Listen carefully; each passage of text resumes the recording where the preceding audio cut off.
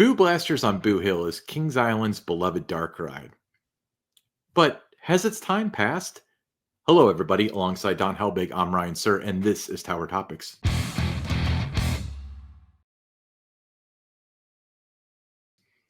Tower Topics is the podcast by Kings Island fans for Kings Island fans, because that's who we are, and that's who we care about. Let's start off by giving a shout out to our Prestige members.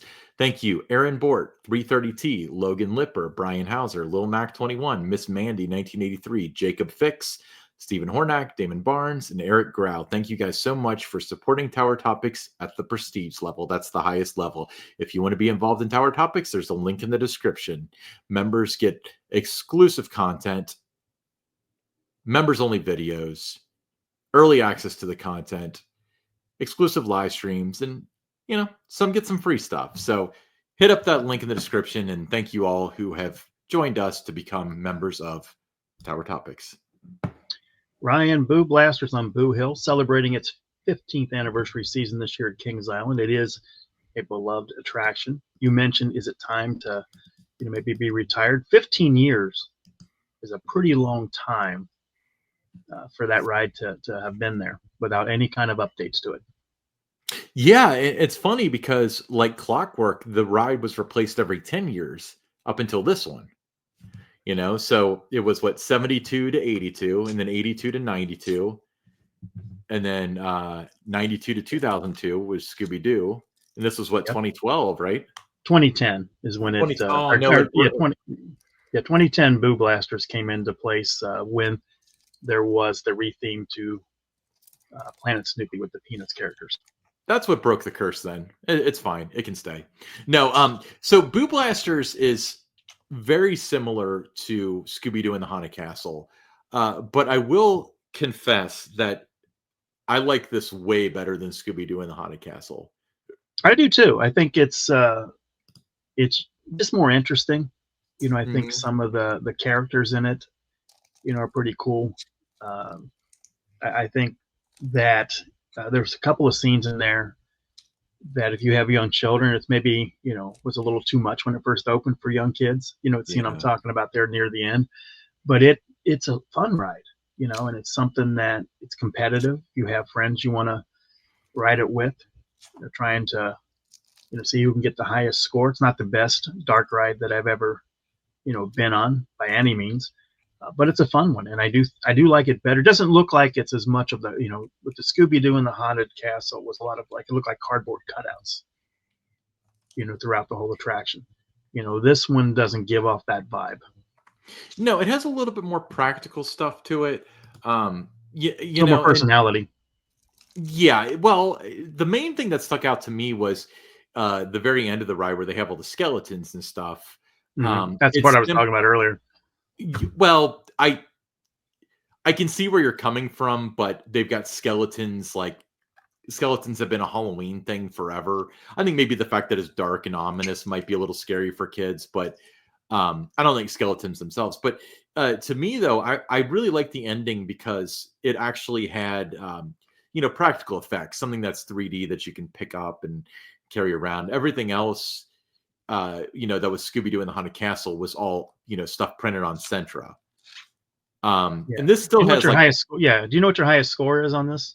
I have no idea, but there have been plenty of times that I've gotten stuck in front of a target and I've been able to just nail it over and over again. So I've maxed out the machine before. Do you know your highest score? 1280. Really? Which is not great. That's not terrible either, but 1280. It's not. Let me ask you this. I think I'm not the only person that's experienced this, but there's at least one gun, and I feel like I get this once or twice a season, that instead of giving you 30 points per target, you get 29 points per target. So you end up with an odd number at the end. It's the strangest. I must have had that gun because I've had some odd numbers before on that. Yeah, you'd think it wouldn't be possible. I don't understand where that came. If there's anybody in tech services or something that's listening and wants to leave a comment and let us know why you can score 29 points on some. But nonetheless, it is a fun ride. I must confess that it is probably the weakest of all the Boo Blasters that I've ridden. And that's particularly because of the fact that, like the one in at King's Dominion, you can see the lasers that you shoot out, which means that it shoots. You can shoot further. Like I remember, like one of the competitive advantages I had from sitting in the front was the fact that I could shoot stuff in the next room coming up. Yeah, my I thought that favorite was one really is the cool. one at Carowinds. Is it? That's similar to the one at Dominion, right? Yeah, I like that one a lot. I think like the exterior, going into the attraction, I like that look better than what I do with Boo Blasters. I mean, that look to it was designed for the Scooby Doo attraction, so you still see, and if you remember that, you're still Yeah. seeing Scooby Doo in your mind when you walk up to it. Not so much Boo Blasters, but it's that building has had a lot of use from 1972. Starting out, as you mentioned, the Enchanted Voyage, was first there, Hmm. 1972, and then when they switched it out to Phantom Theater, uh, that was there, had a nice run. Um, what they did then was they kind of switched. The Enchanted Voyage was a boat ride, Hmm. so they got rid of the water, not a boat ride anymore. So they used a lot of these two attractions, the last two versions of it in there between Scooby Doo and the Haunted Castle and Boo Blasters on Boo Hill. They've got the same kind of vehicles basically, and they're using the same layout, the same number of rooms that they had for each one. Yeah. Well, what's funny though is that the here's a couple factoids for you. And this is kind of interesting, but the the Boo Blasters on Boo Hill / Scooby Doo and the Haunted Castle uses half of the Doom buggies um that Phantom Theater used, and Hmm. that's why there are some that are like in the boneyard. Um, Yeah, you had to have a little more. With Phantom Theater, you could have a lot more. And those were not the same vehicles that we're seeing right now. Kind of. Um, they added the guns and that. You need a little bit more distance to mhm. get the reset and all that on the targets. So that's why you see fewer of them. Right. So but the other thing that was interesting is that when they switched from Phantom Theater to Scooby Doo and the Haunted Castle, and the reason why we're talking about both is because I mean, let's be honest here, Scooby Doo and the Haunted Castle and um, Boo Busters on Boo Hill are very tantamount to each other. But they reoriented some of the ride spaces, so you're not looking the same place that you did originally. And an example of that is at the very beginning of the ride, when you come out where the photo used to be. There used to be the maestro there, and you would be holding back the curtain. Hmm. And if Right. you look behind your Omnimover, you can still see the stage there that he stood on. There's still like a Yeah, riser there's still there. remnants of Phantom Theater are still in there. Exactly. Yeah, and I don't know. It's with Phantom Theater, and we're all the comments are going to be in relation to this, I'm sure. But uh, I remember being super excited for Scooby Doo and the Haunted Castle, and because it was sold as like no two rides will ever be the same because it's that shooting thing and stuff, and that's great, and that's technically true. But I dare you to find somebody that thinks that this was an upgrade from Phantom Theater, the Scooby Doo one, or Boo Blasters. At the time, people were very excited about it. I remember being one of the first writers on Scooby Doo and the Haunted Castle Media Day, and it was fun. People were excited about it. They kind of liked the fresh new attraction in there. But then as time went on, and after they had done it multiple times, then they started. Well, I really wish Phantom Theater was still here. But initially that was not the case. Yeah, well, I feel like there's always a honeymoon period with a new ride Yeah. where you want to like it. Like I remember in 2020, um, defending Orion to the death with my friend that's from Charlotte, and he's like, "Dude, this does not hold a candle to Fury. Like you guys, like it's a good ride and all, but like this is not anybody's top 10." And I was like, "Oh, no, it needs to break in more." The park didn't open until July because of COVID, and because I feel like you know, like Diamondback, for example, and Banshee, really, when I first rode those, they were kind of like below expectations. And then as like a month or so went on, as it broke in, I, You're right. I assume it went faster and stuff, or maybe my expectations changed. Um, I liked it more, but um, for me, it was a honeymoon period. Like to me, there's no way we could get a Giga Coaster and it wouldn't be excellent. Um, and I think that maybe with the Scooby Doo and the Haunted Castle, with everybody gets themselves so hyped up that Mhm. they want to believe. Right. So then they do it, and then they're like, "This is great," and then 5 days later, they've got buyer's remorse on it. Yeah, I mean, I remember when Phantom Theater, debuted too. Again, being one of the first ones to ride with the Media Day event with it. For me, it was a change from the boat ride, Right. Smurfs Enchanted Voyage, and just how that looked on the outside, with the platform, where people were getting into the boats, the water going into the building.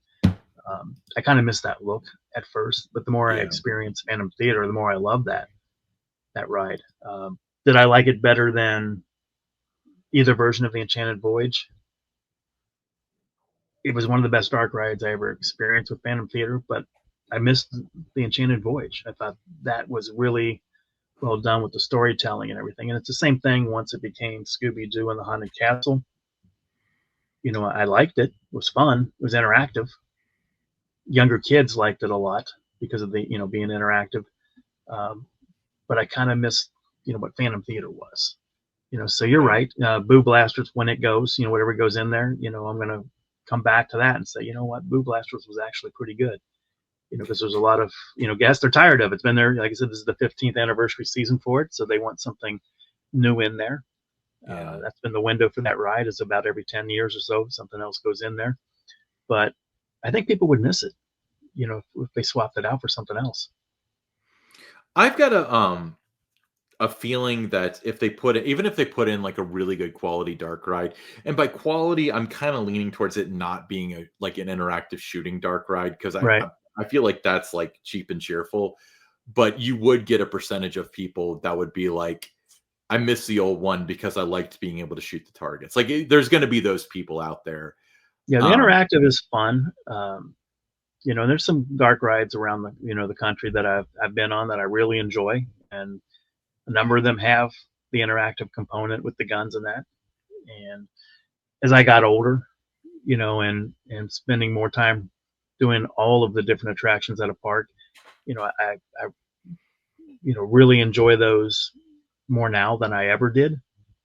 And it's always, whenever one gets replaced, I always miss what was there before. I get used to the new one, and I've come to love the new ones, but I still miss the old parts of it. yeah, and I think part of that is human nature, but this was a product of Sally Dark Rides. The Boo Blasters is an intellectual property that they developed, correct? Hmm. Correct. So, and the same is true to clear the air with this. So, Scooby Doo did not have to go away. Scooby Doo was licensed through Sally Dark Rides. You can actually, if you're Kenny Wood, you can get Scooby Doo in the Haunted Castle from Sally's, because Sally's pays that license and then they turn around and license it to you. So I think part of it was you can refresh it a little bit more inexpensively, but also a complete break from Hanna-Barbera was probably what was on the docket for 2010 when this was done. Well, you had Planet Snoopy, you had the Peanuts characters. Hmm. You could not have, in the same kind of neighborhood there, you could not have the two dogs. You couldn't have Snoopy and Scooby Doo both being represented in that same kind of space. Well, that's why it's on International Street. Did we talk about this on another podcast? No, well, we've touched on it, but yeah, I mean, if you look at where the building is, it has always been known as International Street with that building and that attraction in there. But then, as different people got their hands on the park map and stuff, they started, just nope, it's Planet Snoopy. Well, I can tell you that Peanuts, if they saw the park map and they saw that it was listed as being in Planet Snoopy with Boo Blasters, they would not be happy with that. So I guess just to make it easier for people on a map, someone just arbitrarily moved what had been International Street forever. Some people think they can just change history, and they do at the park. So yeah, I think that International Street is really the home. If it had a zip code, it would be based on International Street. Yeah, well, and I feel like that makes all the sense in the world right now. Where I mean, Just like the Flume ride, Camp Snoopy. but it's in Rivertown. Right. It's in the demilitarized zone between Rivertown and Camp Snoopy. But okay. So right now, I feel like if you survey the guests, 98% of them will think that it's in Planet Snoopy. Mm-hmm. But the difference really, because who cares what people say? What the park says is what's important.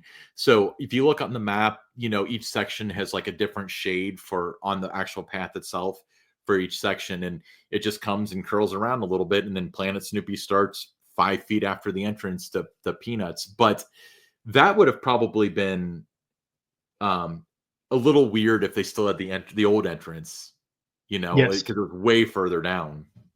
Mm-hmm. But speaking of which, see if I can find this.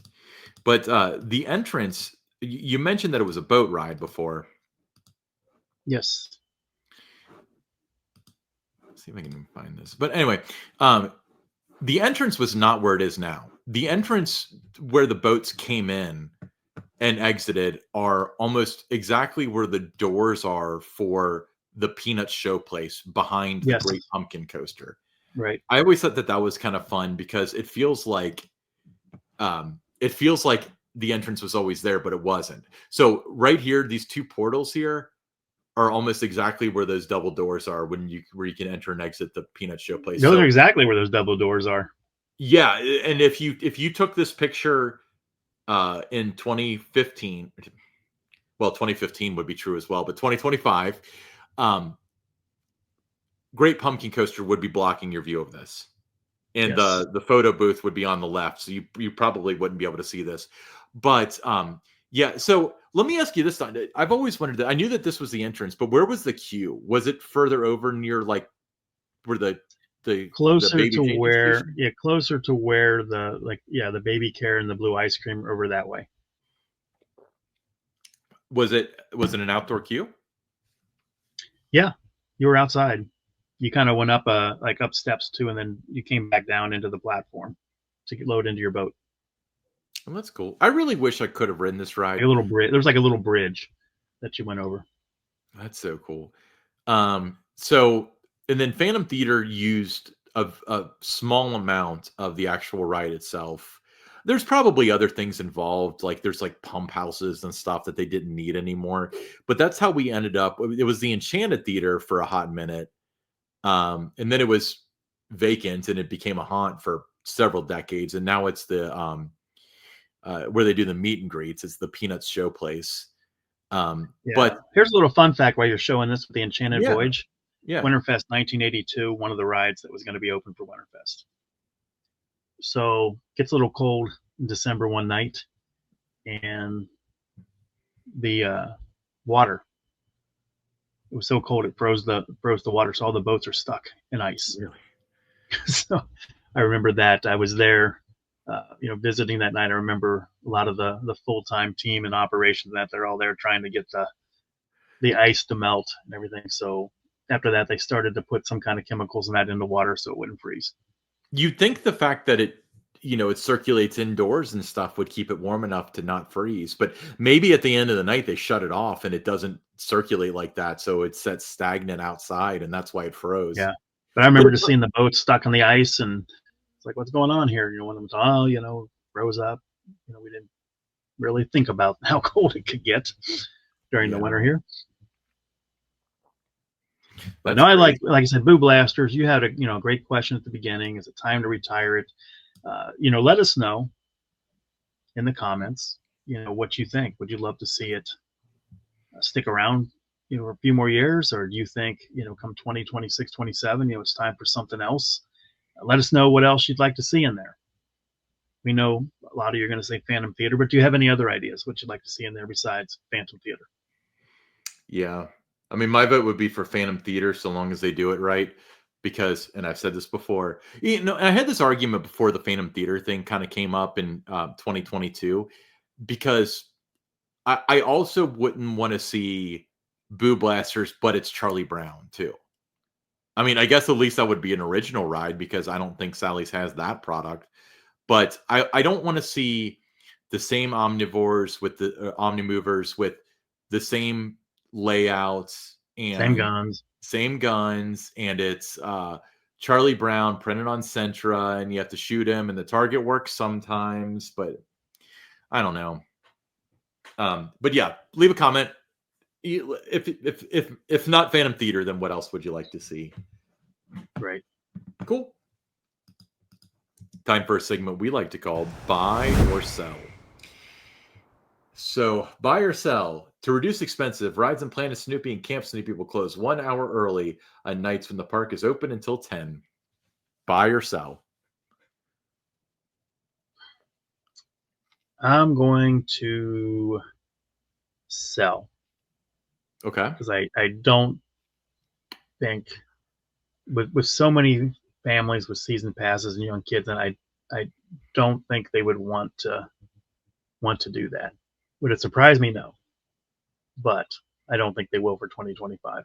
I do know at a couple other parks, it's even noted on their website that they close 1 hour before Right. park closing in the kids area. So, but I just don't think that'll get done selling. So, if you're selling now, like, how do you reconcile the fact that they essentially did that in 2022? They closed the back end of the park at 9. I just think that they won't do that this year.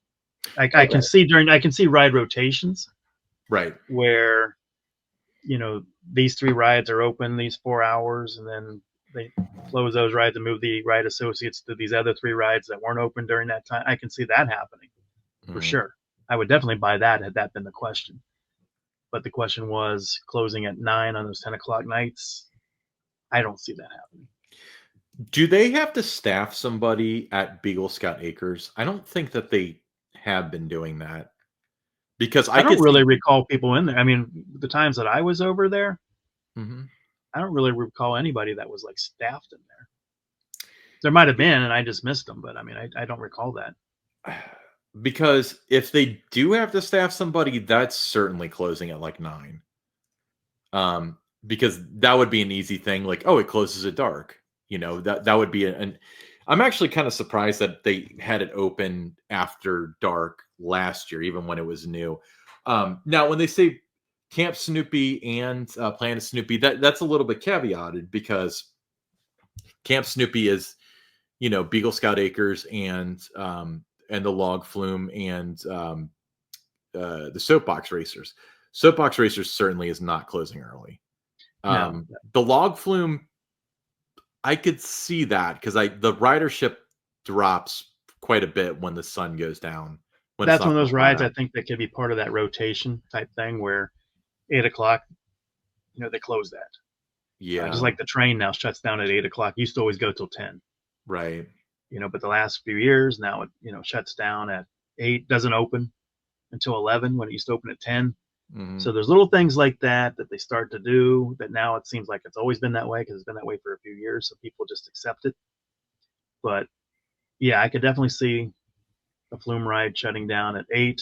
I don't see a total shutdown at 9 o'clock on the 10 o'clock closes of the kids area, but I do see the possibility of ride rotations and having different sections of ride, 4 or 5 rides or something like that, are throughout the day they're open and they're closed, and they're open and they're closed, and they're just rotating around. We've seen that at other parks, and we're not just talking the legacy Cedar Fair parks. We saw it at some Six Flags parks before the merger, and we've seen it elsewhere. So it's not something that would be uncommon to the industry to see it like that. I hope that they do it in a manner that makes sense. Like, Beagle Scout Acres, they could close that at dark, and that would feel right. The Log Flume, they could probably close early, and that would make sense. Like, I think to the average person, that would make sense. If you start getting into flat rides being closed and you pawn it off as staffing or whatever, that's when people start to feel cheated. Yeah, but I could see some rides that they don't open until noon. Yeah. Planet Snoopy. So I think just like the racer running, one side the first 2 hours, and then one side the last 2 hours. I can see things like that happening out there, but not an entire section, shutting down at 9 o'clock. So 100% selling. I think we both agree that, like, our outlook for that in particular is pretty positive. It's not very grim. In fact, I think that they've rejuvenated the kids area with the Camp Snoopy thing. They clearly want the golden ticket back. Um, it did not trend that way with the golden tickets, but um, you don't want to have a reputation of people walking away disappointed if that's your end goal. So that might be something that they have in mind. So I'm going to sell And it too. golden ticket. The number 3 last year. Carowinds is coming with their kids area. Hmm. So I would not be surprised if Carowinds moves ahead of Kings Island this year in the Golden Ticket Awards. Hmm. So they're adding new product at Carowinds. It's a nice kids area. So the competition's only going to get tougher for Kings Island if they want to ever reclaim the golden tickets or make sure that you hold on to your number 3 spot or even get back in the number 2 spot. Uh, take Ryan and I to Skyline Chili one day, and we'll lay it out for you what you need to do to get that back. And the number one advice, I'll give you a nickel's worth of advice for free. The USA Today polls and the golden tickets absolutely don't mean anything, and they're completely pointless. Oh, unless you win, and then they're really important. No, Just but getting ahead of the comment section here. we can. We're not just saying that. We can certainly help advise on ways to kind of make sure that that's back top of mind awareness when it's time for these different votes to go. Whether it's golden ticket or these other polls that are out there. Anyway, moving on. All right, let's talk about some Six Flags headline news.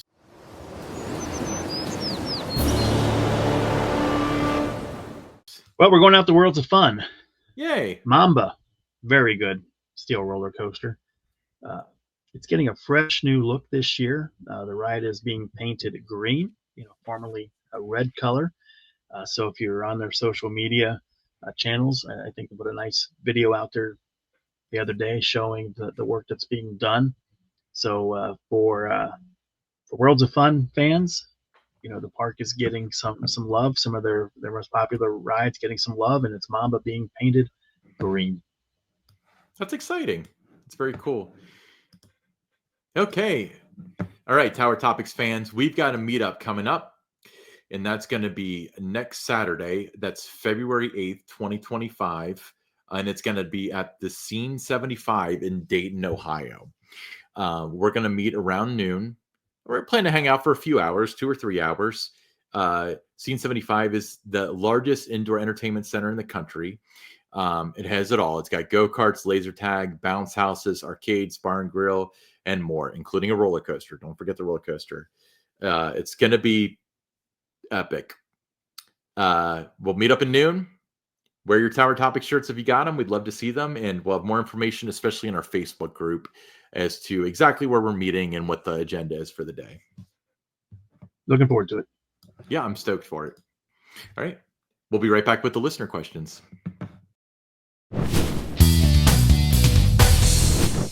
Okay. First listener question. This is from Jimmy from Western Hills. So Jimmy asked, with all the chaos happening at Six Flags lately, I bet Don's sitting back with a big grin. Glad he bailed before the roller coaster really went off the rails. Honestly, I'm a little worried about what the guest experience is going to look like this year. How watered down things might get. You've got that crowd at Kings Island who thinks the park can do no wrong and hit auto renew on their passes like clockwork every year. Me, I think I'm smarter than that, and I'm guessing you fellas are too. So how are you feeling about the upcoming season? Buckled in or ready to bail? First off, Don does not bail on anything he's involved in. Okay. I always looked at things as you make the best of the way things turned out. And this would have been one of those situations. But in terms of the season, buckled in or ready to bail, I mean, buckled in. I mean, it's, it's the reality of the situation. You always have things like this when there's mergers and acquisitions where things get cut and things are tight. And,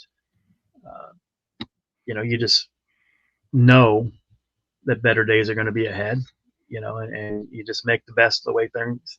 For me, you make the best of the way things turn out. Fortunate that there's still a park like this in my backyard, so I would still be super excited to visit, this summer. So definitely not bailing. Yeah, I mean, honestly, I mean, it's no secret that it would take a lot for me to be like, you know what, I'm going to sit out this year on a season pass or whatever. Um, Now, what they have going on definitely affects how many visits I make and how much I Hmm. spend there and stuff. But I think that, if you're going to visit the park more than a couple times, or if it's ingrained into your DNA like it is for us, that it would take a lot for us to just not get a season pass.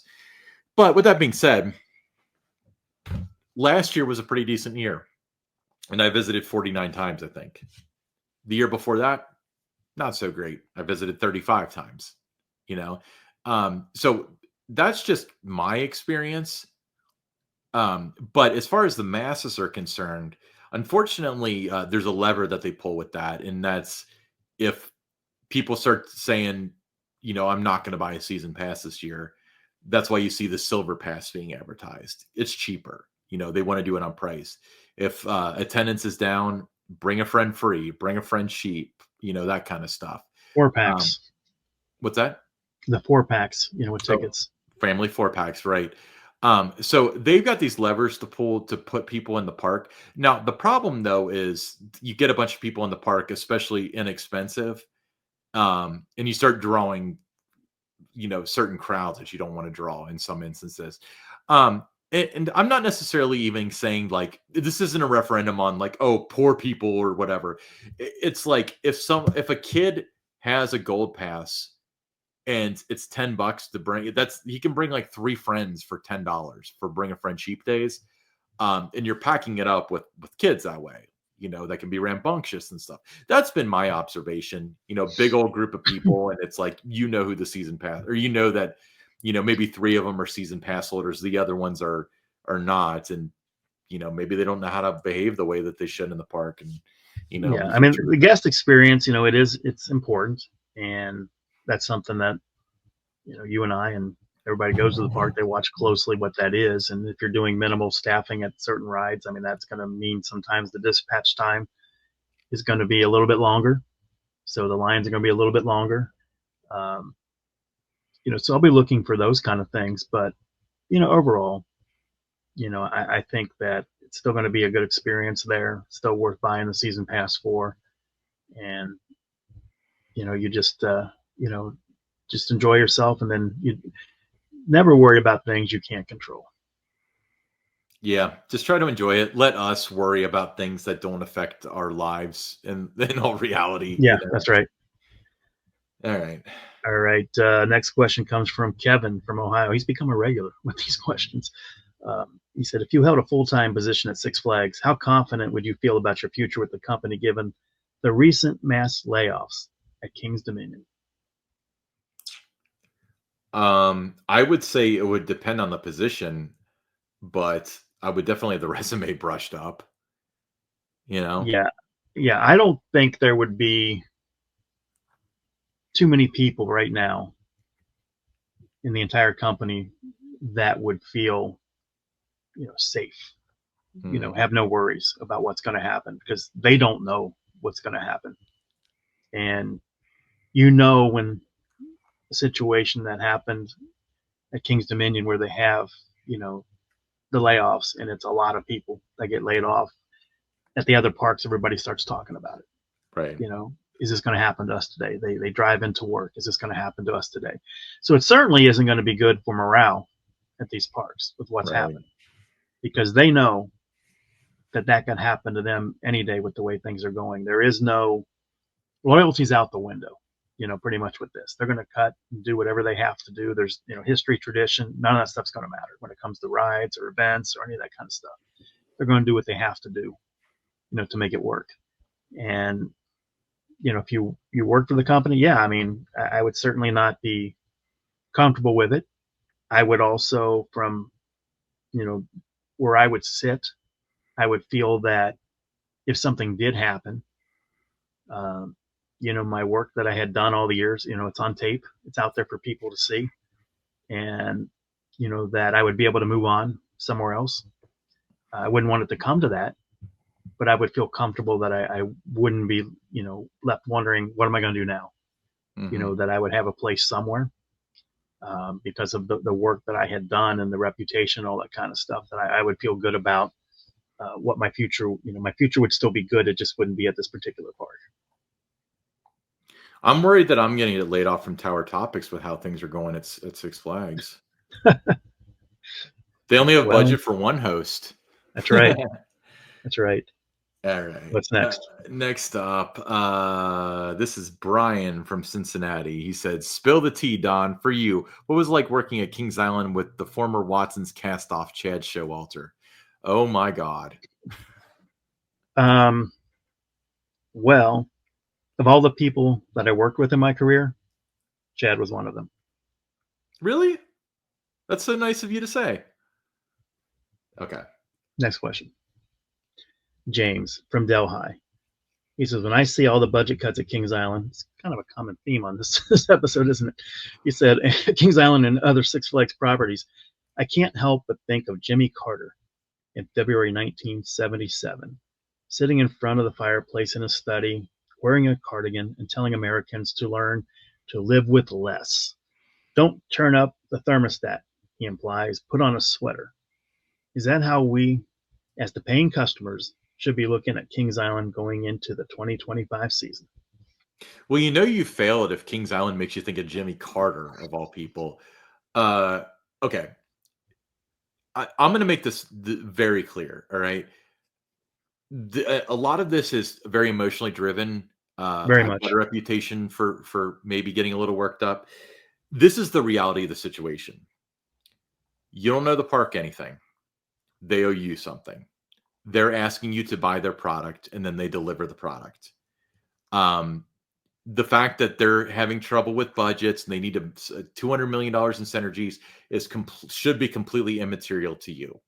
So when it comes down to one side of the racer's open, or if you're an employee, then, well, I guess it's a little bit different if you're an employee, but you're only getting 6 hours a week when you're supposed to be getting 40, or, there's the theaters are dark or whatever. You need to look at it from the perspective of somebody that they should be honored that you are going there. And that's why I bring up the as adorable as it is predictable thing. Those people work for you. You're the client, so the fact that some people advocate for the park no matter what, we talked about even like the King's Dominion thing, and there's always the shills out there. We're not going to name any of Kings Islands, but you know who they are.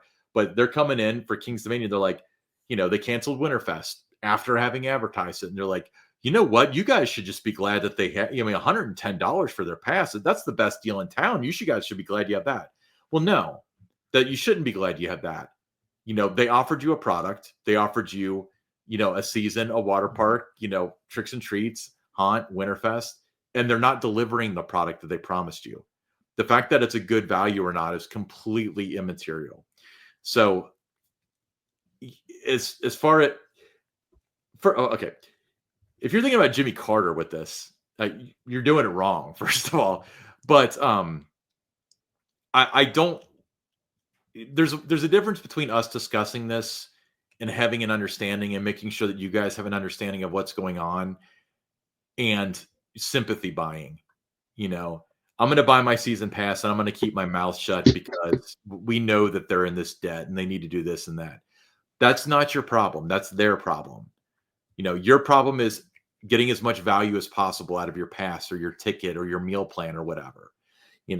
So when you have people, here's a perfect example. We caught word that some people were discussing closing the restaurants earlier on haunt nights because they didn't want people to abuse their meal plan by using it twice. The terms and conditions that you agreed to when you bought it. So again, there's going to be a couple people who think that's okay. And, honestly, even in like the comments and stuff, when people talk about that, you always have that same group of people that are like, well, people are abusing the system. And it's like, how are they abusing it? You get 2 meals. Yeah, 4 if you hours get 2 apart. meals, you're not abusing it. Yeah. So if Don, if I use your pass, that's abusing it. If you use your wife's pass, that's abusing it. Me using my, even if I get food, like let's say I eat at the brew house and then at 9:30 I get pizza from La Rosa's, put another bowl or plate on top and walk out of the park. That's completely immaterial to the park. I get 2 meals 4 hours apart, you know? So the fact that you get some people from the park and some shills of the park that totally don't post on behalf of the park, that's off the table, Don. But you know, that try to say that that's abuse, like using, it's like saying like you went to the park this many times, so you're abusing your season pass. You know, if you're within your terms and conditions, you're not abusing the season pass.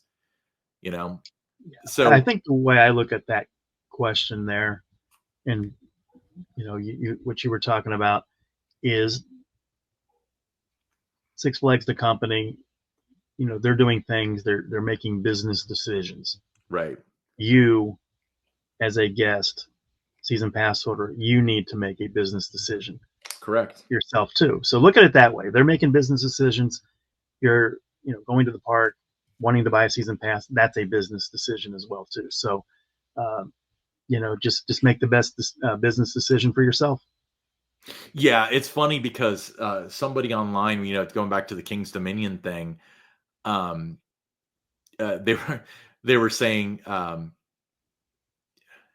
did they phrase it? They were like, "Well, I was going to buy my King's Dominion pass, but and I was going to do that this weekend, but now with this news of Winterfest, I heard on a Kings Island podcast that I should just buy it out of Canada and save 30%." And that tickled me a little bit because that's a bit, yeah. How is that Business strange? decision. It's a business decision. Like I can buy a product from Walmart and it costs $30, or I can buy it from Target and it costs $32. Which one do I buy it from? It's the same product, you Yeah, I know. mean, same thing with this podcast, Ryan. You and I knew by launching this podcast that there would be a couple of people that wouldn't like it. But Hmm. we had to make the business decision for ourselves. Should we move forward with this? Yes, we did, and Yeah, we're pleased with that decision. As we are other things that you and I have done. right. And those people are totally not sent by the park. That's off the table, to be clear. Uh, hey, that was one of my rants, but I didn't start it off with "here's the thing," so it's not an official rant, but it's off the table. But Yeah, we yeah, need a T-shirt with that. Here's the thing, and you that like somebody has asked. a rant face, with you. That's been suggested. You said, That somebody said, "I want a T-shirt that says here's the thing" on it. here's the thing. But once again, to clarify, they make business decisions. They need to cut budget here and there and so on. You need to look at what you're getting and if it's of value to you. If you choose to accept less and you think the value is still there, that's the business decision you make. If it's not worth it, if it's not worth, I mean, the season pass, even if it was only good for 3 months, would be worth 100 and something bucks. Let's be honest. But if it's almost like the product that they offer isn't good enough for your time investment, getting your family together to go, driving there from wherever you are, getting a hotel if you want to, that's a business decision as well. You know, Yeah, you talk about a little over $100 for a season pass. I mean, for me, if I just used it 3 times and I ended up between the Beast, Mystic Timbers, Diamondback, the Racer, riding those rides like 100 times. To me, I good value out of out of that $100 or whatever it was, because those kind of experiences, you don't find everywhere else. mm-hmm. So for me, Kings Island has certain rides that are unlike others. Nothing out there like the Beast. Right. That's a draw for me. Always will be. I could live Tampa, Florida, and I still would want to come back to Kings Island specifically to ride the Beast. So you got to think about this kind of things. What is it you think about? What is it about Kings Island that you really like? What you love? What is it that you look forward to?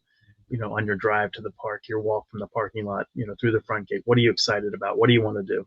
And think about those kind of things too before emotion sometimes comes into you see these different things happening on social media and people react and that. But take a step back, think about it, think about what the park means to you, and then make that business decision. Right. And that's what I was kind of alluding to with it. You mentioned like, if I bought a season pass, say $120 or whatever, just because at some point it's that price. And to you make 3 visits and you get to ride the racer and the beast and stuff, and it's worth it. My thought is pretty much no matter what, if you're going to visit more than once during the season, $120, like you're crazy to not buy it. But the real question for a lot of people is, especially if they have families and stuff, where it's a lot of effort to go to the park. So it comes down to is what they're offering worth that investment?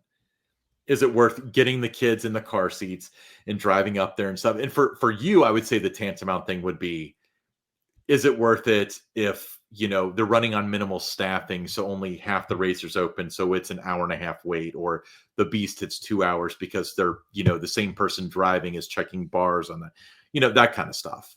That's the only thing I can think of where it's like, maybe you should walk away or whatever.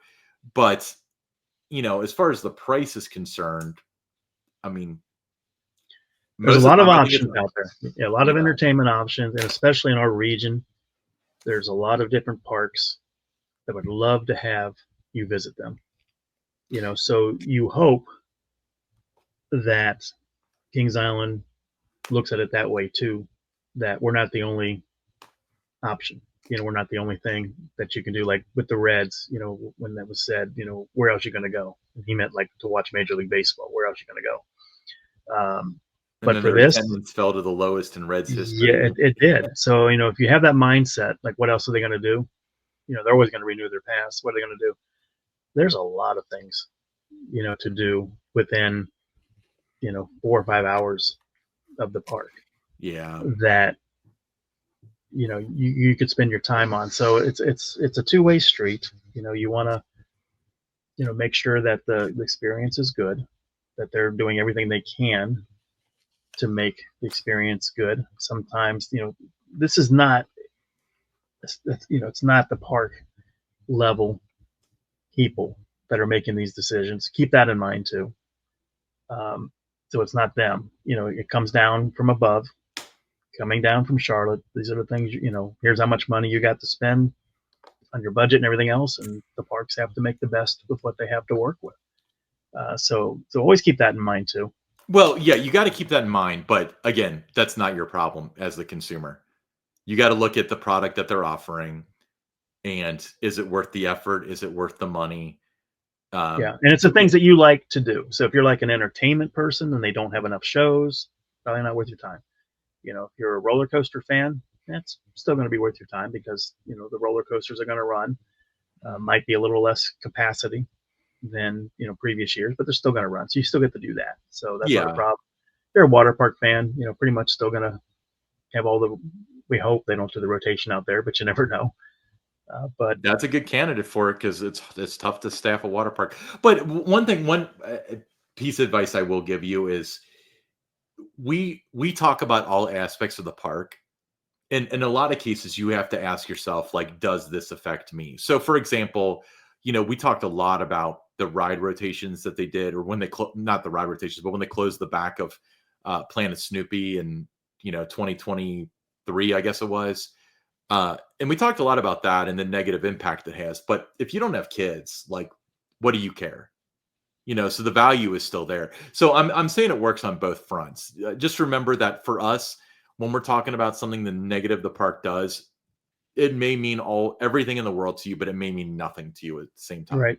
We do episodes on shows and stuff, and there are people that will never go in the Kings Island Theater, and it's the same regard as that. Yeah, we try to move around, so we're trying to hit on whatever your interest level might be, whether it's shows, water park, history, rides, rant, any pub burgers, anything. Pub, yeah, we talk a lot about pub and the meatloaf. I miss the meatloaf burger. I do too. The holiday meatloaf burger. All right. Well, thanks for that, James. I'm going to go take my blood pressure medicine now since you had me go on. This is our last episode we're recording in this set, and I did not do a rant up until James got a hold of me and started talking about Jimmy Carter. Do you realize that? Don, let's talk about t-shirts. Our topics, t-shirts, just $22. That's a great value.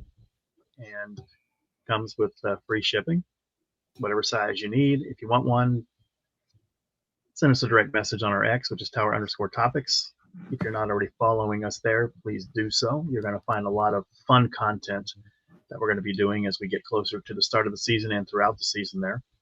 Or you can just send me a personal email, which is donhelbig@themeparksbydon.com. Send you a QR code. Once the transaction goes through, it doesn't take long to get your shirt. Perfect. All right. I'm Ryan Sir, along with Don Helbig, and this is Tower Topics.